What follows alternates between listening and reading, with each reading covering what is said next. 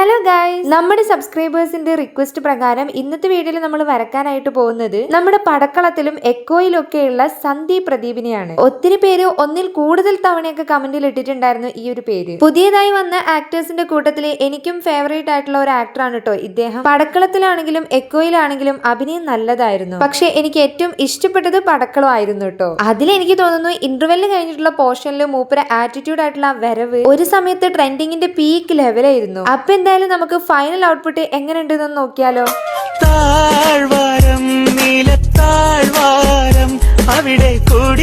അപ്പൊ മൂപ്പര് favourite actor ആയിട്ടുള്ള ആൾക്കാരൊക്കെ കമന്റ് ബോക്സിൽ ഒരു വൈറ്റ് ഹാർട്ട് ഇടണേ.